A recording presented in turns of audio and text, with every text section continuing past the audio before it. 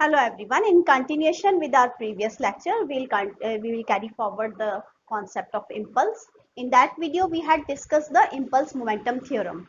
Now here I'll discuss how to calculate the impulse from graph, force time graph, right?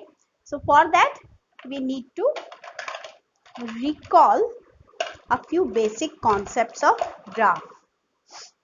So this is impulse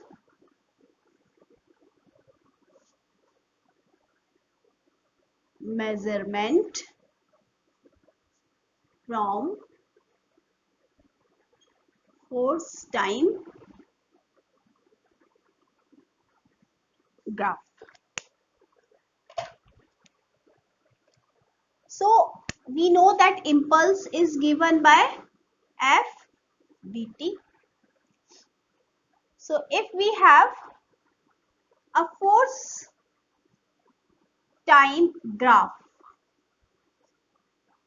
because these two are given in product form and their product gives the third quantity, that is impulse. So in such cases, when these quantities are given in product form, then their product gives the third quantity. That means the area enclosed between the Ft graph and time axis gives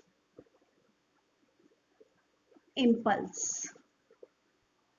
So if we talk about the constant force, we will have a graph for the constant force like this.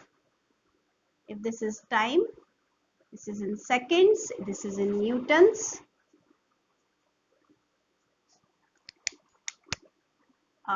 Graph will be a line parallel to time axis. So in this case, if you have to find the impulse, suppose this is time 1 second, this is time 2 second, this is time 3 second, and this force is suppose 4 newtons at this place. So impulse between 1 and 3 seconds will be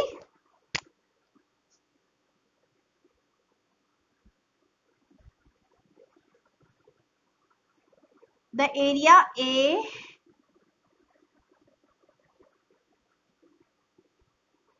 B C D. So you can say the area A B C D is the area enclosed between the graph and the time axis. So this gives the impulse. How will you find it? This length into this breadth. So this length is 4 into this breadth is 3 minus 1, that is 2. This gives me 8 Newton second, right? Then we can have a second case of variable force. Our graph can be like this. Suppose this is the force and this is the time. In this case, to find the area, we can divide this complete area into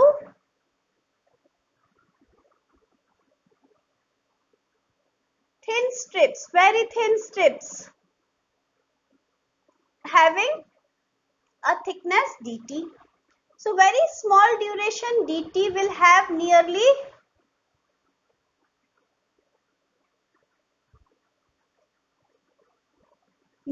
constant force.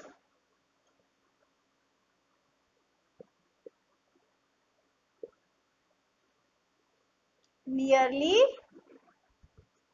constant force. So therefore,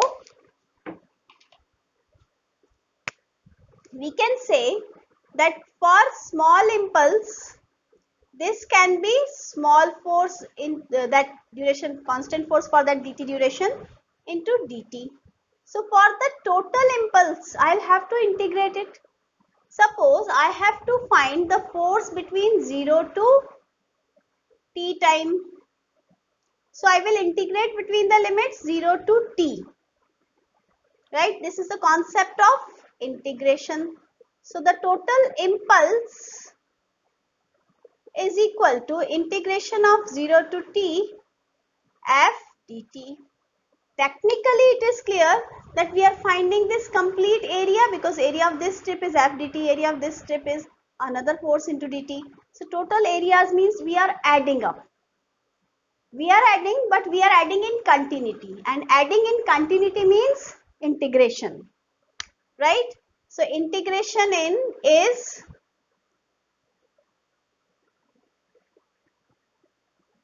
addition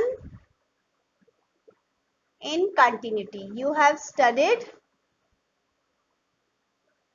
this.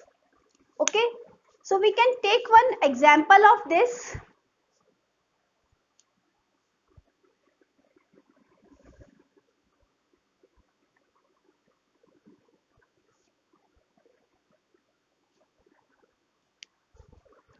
We can take one small example.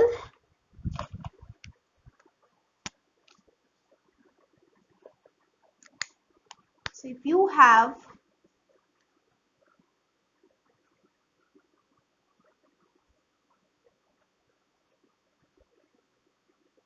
this is suppose 1, this is suppose 2, this is suppose 3, and this is suppose 4 Newton. This is in Newton and this is in seconds. I have to find the impulse from 0 to 3 seconds, right? And if mass of that body is 1 kg and initial velocity is suppose 2 meter per second, then find the final velocity, right? So this is the first question, this is the second question. So for the first question, J is equal to area OABC. So this is what? This is a trapezium. So what is the formula for the area of the trapezium? Half sum of parallel sides into distance between them.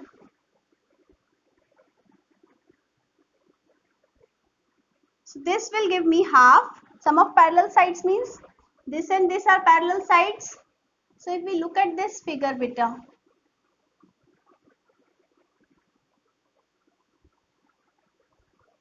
so sum of parallel sides means this is AB is 1, CO is 3. What is the separation between the parallel sides? 4. So this will give me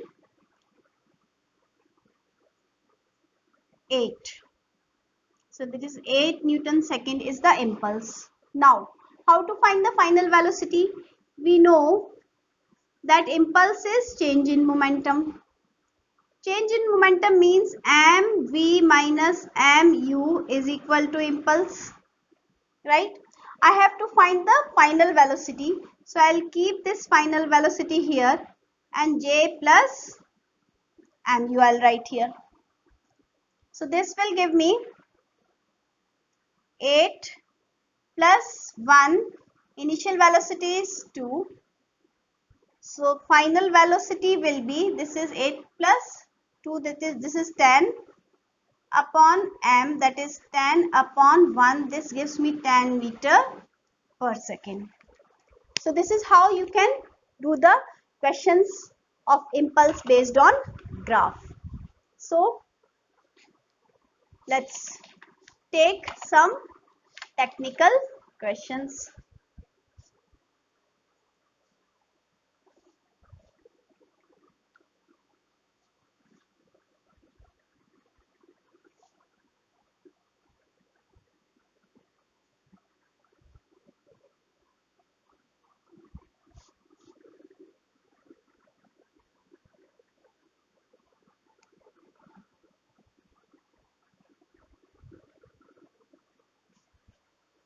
I'll take one question from NCERT, which is very, very important.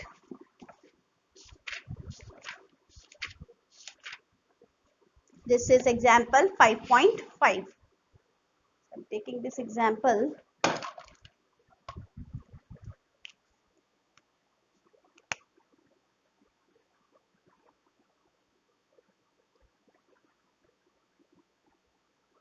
Now here, two identical billiard balls strike a rigid wall with the same speed. So this is the rigid wall. We are talking about the first billiard ball which strikes with velocity u and retraces its path like this. This is first case they have given. Second, they have given that the second ball, these two balls are identical, and the second ball, two identical billiard balls strike a rigid wall with the same speed but at different angles and get reflected without any change in speed.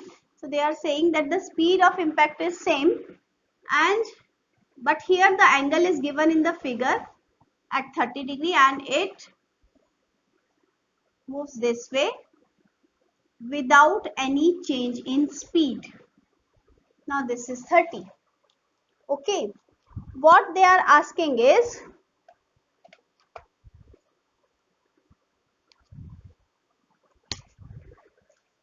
that you have to first find the direction of force on the wall due to each ball. So the action of force on the wall due to each ball. This is first thing. Second thing, you have to find the ratio of the magnitudes of the impulses imparted to the balls 1 and 2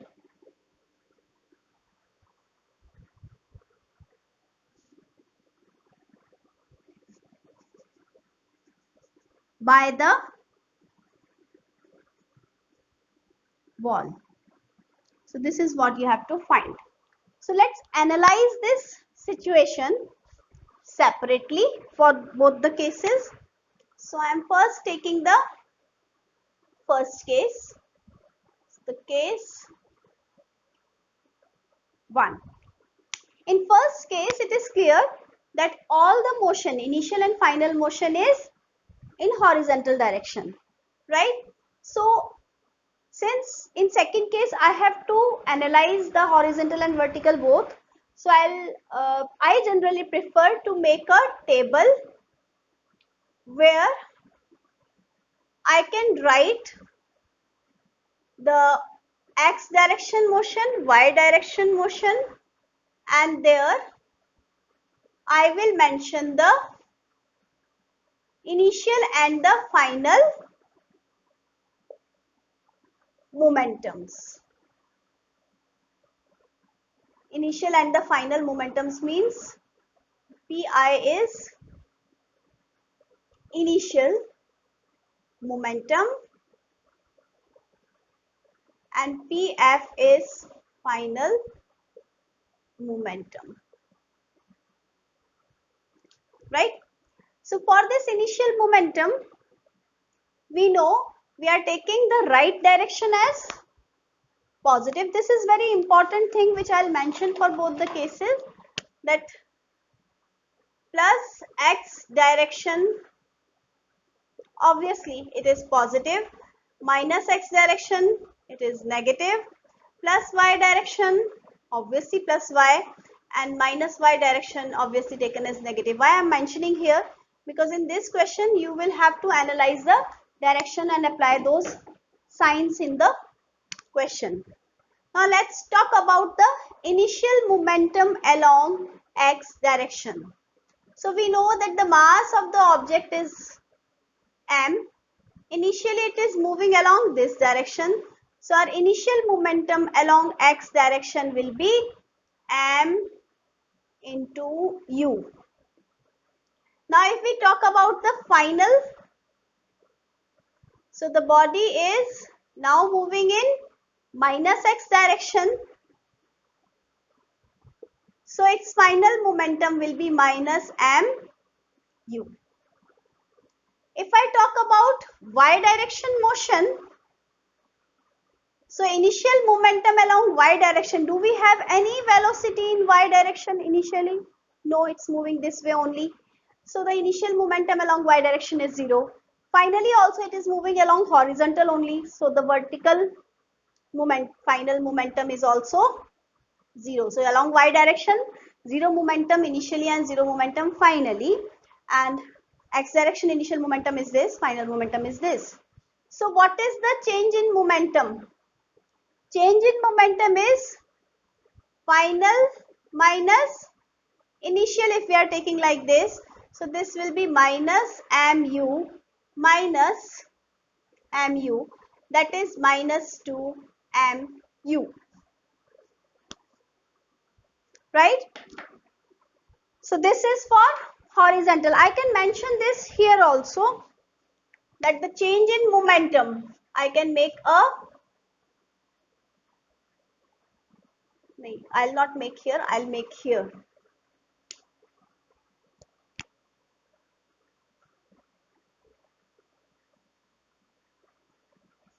So here I can mention the change in momentum along x direction.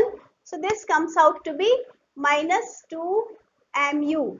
Change in momentum along y direction 0, 0. So this will be 0. So this is now easy to understand. Now I'll analyze the second case. So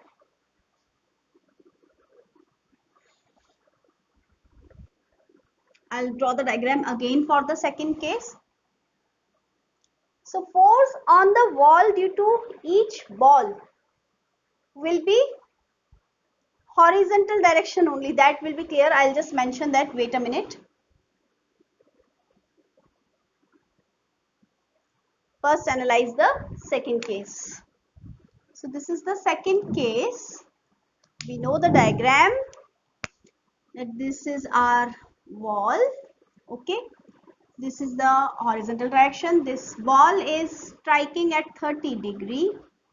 So this is the initial case which I have drawn. And I am drawing the final case. This is the initial case. And now after striking the wall, this is 30 degree. So this I am writing here final case. Okay. Now again I can draw the table like this for second case also.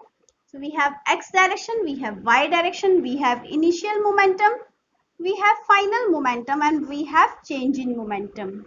This makes it easy for us to analyze the problem.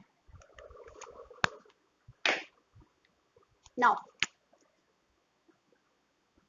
for this, look at this. This is a vector, oblique vector. So I need to find the components along this direction and this direction. So this component will be, along direction component would be cos component. Let's recall a case. If we have a vector this, and this is the direction theta, so this theta along vector will be a cos theta magnitude, and this is a sin theta. If this vector would have been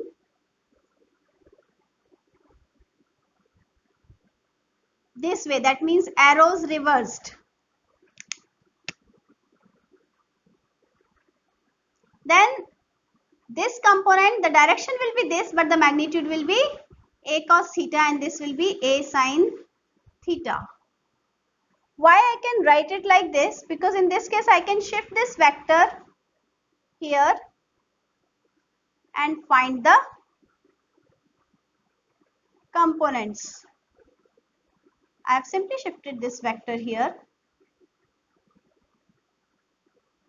So this will be a cos theta and this will be a sin theta. So when this is converging here, then this component will be calculated by same concept, but the direction of the component will be this, because this is converging vector coming here. So this will be u sin theta and this component will be u cos theta. That means u cos 30 degree and u sin 30 degree. Right? Now this is in minus y direction, this is in plus x direction. This is important here. If I find the components of this vector, obviously theta along component will be, this is the direction of arrow, so this will be the direction of u cos 30 degree here. Now for this component, this will be u sin 30 degree here. This is along minus y, this is also along minus y, this is along plus x, and this is along minus x. I hope the things will be easy for you to write down now. We are talking about x direction initial momentum. So initial momentum, I am talking about this case. This is the initial case.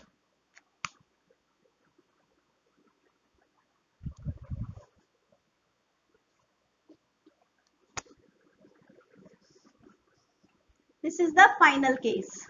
So for initial momentum, mass is m. Initial velocity along x direction is u cos 30. So u cos 30 degree. Now final velocity along x direction is minus x. So this will be m into minus u cos 30. Right? Similarly, if I talk about y direction initial velocity along y direction is minus u sin 30. So m into minus u sin 30.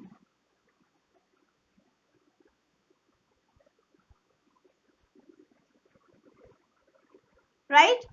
Similarly, final momentum along y direction. This is the final case. Along y direction, so this is mass into minus u sin 30. Right? So what will be the change in momentum in this case? This is final minus initial. So this can be minus mu cos 30 minus mu cos 30. So this is giving me minus 2 mu cos 30 degree. Hope this much is clear. Similarly, what will be the change in momentum for the vertical case? That is final minus initial. So I can write here final momentum in y direction is minus mu sin 30 minus initial momentum is along y direction is minus mu sin 30. So this gives me minus mu sin 30 plus mu sin 30. This is 0. So we can see that the change in momentum along y direction is 0 in both the cases. So this is for y direction here in this case, and here also the change in momentum in y direction is 0. Look at this. Look at this. Change in momentum along y direction is 0. Now what I have to find out? I have to find out the ratio of the impulses imparted on the ball by the wall. So I think I can rub the upper part of the board to write that.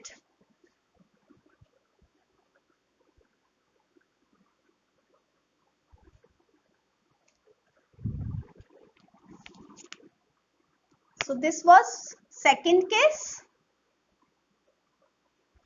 and this was first case, right?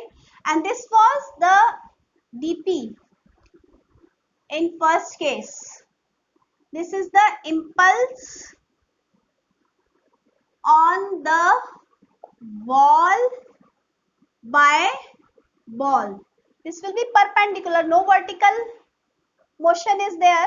So because vertical change in momentum is 0, we have just horizontal change in momentum. So impulse on the wall by the ball is change in momentum. So this is minus 2 mu. So dp in second case, which is this. So this is equal to the impulse on the wall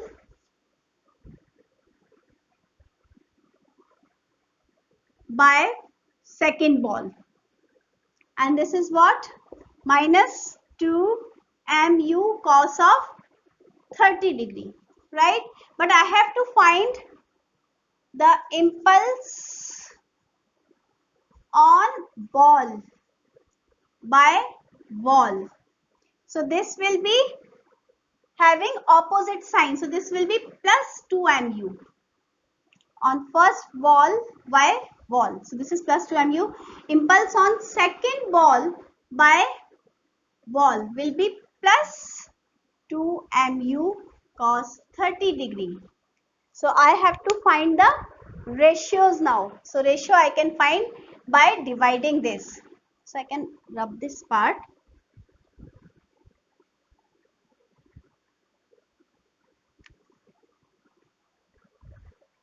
So therefore,